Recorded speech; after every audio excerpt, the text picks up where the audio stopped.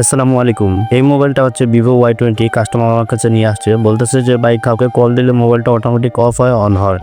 আর কোনো কিছু দেখতে গেলে যেমন ভিডিও দেখতে গেলে তাহলে মোবাইলটা অফ হয়ে যায় অটোমেটিক আবার অন।